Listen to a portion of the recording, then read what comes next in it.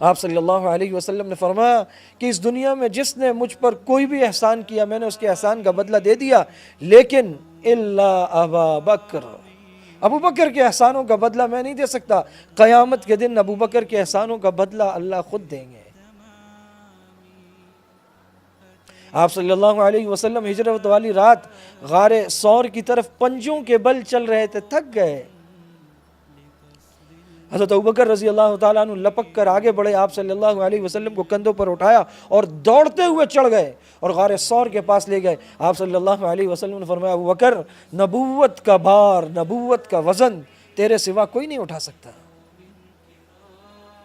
خود پہلے غار میں داخل ہوئے، اپنی چادر پھاڑ پھاڑ کر سارے سوراخ بند کیے، حتیٰ کہ اپنے جسم کا پہناوا، اپنی قمیص، وہ والی چادر بھی پھاڑ کر سوراخوں میں دے دی، اور ایک سوراخ خالی تھا، اس پر اپنا پاؤں رکھ کر پاؤں رکھ دیا اور آپ صلی اللہ علیہ وسلم کو اپنی گود میں سلایا۔ سانپ نے ڈسا، ہلے نہیں۔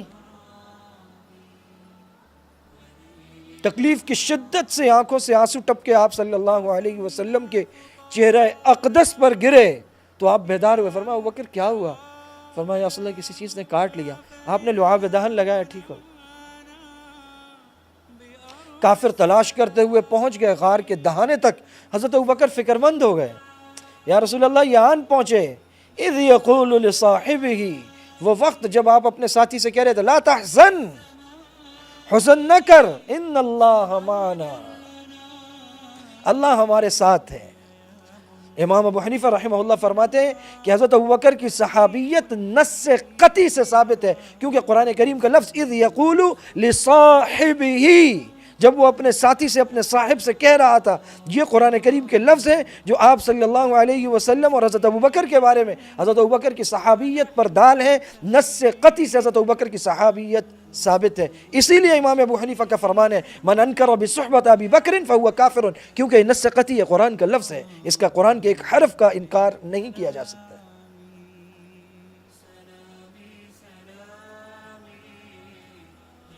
آپ صلی اللہ علیہ وسلم نے فرمایا، اَأَنْتُمْ تَتْرُكُونَ لِي صاحبی، کیا تم میرے لیے میرے ساتھی کو چھوڑ دو گے؟ کہ جب میں نے لوگوں سے یہ کہا، یا ایھا الناس انی بعثت الیکم،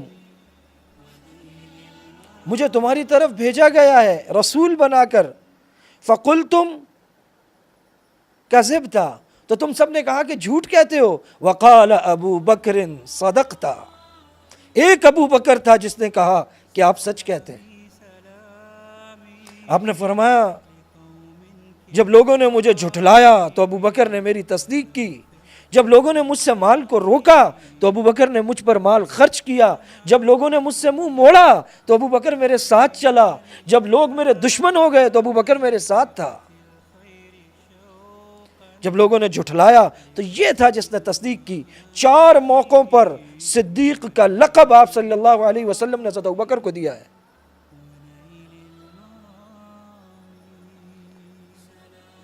ہجرت کے موقع پر بھی صدیق کہا۔ آپ صلی اللہ علیہ وسلم کو یہ دعا سکھائی گئی، رب ادخلنی مدخل صدق واخرجنی مخرج صدق، یا اللہ مجھے صدق و صفا کے ساتھ داخل کریں اور صدق و صفا کے ساتھ نکالیں۔ سبحان اللہ، ہجرت کی رات صفات میں صدق ساتھ تھا اور ذات میں صدیق بھی ساتھ تھا۔ رب اخرجنی، نکلے صدیق ساتھ، ادخلنی، داخل ہوئے غار میں صدیق ساتھ، داخل ہوئے قباء میں صدیق ساتھ، داخل ہوئے مدینہ میں صدیق ساتھ۔ مسجد نبوی کی جو زمین خریدی گئی ہے، حضرت عثمان رضی اللہ تعالی عنہ نے اس کے بڑھانے میں حصہ ملایا ہے، لیکن جو مسجد نبوی کی سب سے پہلی زمین خریدی گئی 2 یتیم بچوں سے، وہ دینا چاہتے تھے۔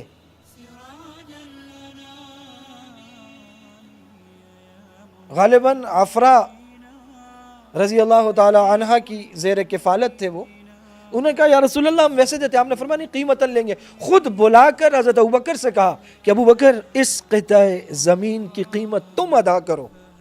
یہ تھی محبت, تم ادا کرو اس کی قیمت. قربان جائیے. اپنی لخت جگر سیدہ عائشہ کا نکاح آپ صلی اللہ علیہ وسلم سے کیا جب مدینہ میں رخصتی ہوئی ہے سیدہ عائشہ رضی اللہ تعالی عنہ کی, تو جو مہر کی رقم تھی وہ صدیق اکبر نے اپنے دوست اپنے پیغمبر آپ صلی اللہ علیہ وسلم کو پیش کی ہے. ایسی محبت, ایسی جانثاری. قباء میں جب لوگ آئے پہچانتے نہیں تھے. ہجرت کے وقت حضرت ابوبکر صدیق کی داڑھی میں سفید بال تھے, آپ صلی اللہ علیہ وسلم کی داڑھی مبارک میں اس وقت تک سفید بال نہیں تھے, تو وہ پہلے حضرت ابوبکر کو سلام کرتے تھے. حضرت ابوبکر اٹھ کر کھڑے ہو گئے اور اپنی چادر سے سایہ کر دیا آپ صلی اللہ علیہ وسلم کے اوپر, تاکہ لوگوں کو پتہ چلے کہ آقا کون ہے, غلام کون ہے. امی عائشہ رضی اللہ تعالیٰ عنہ فرماتی ہیں کہ میں نے جب سے ہوش سنبھالا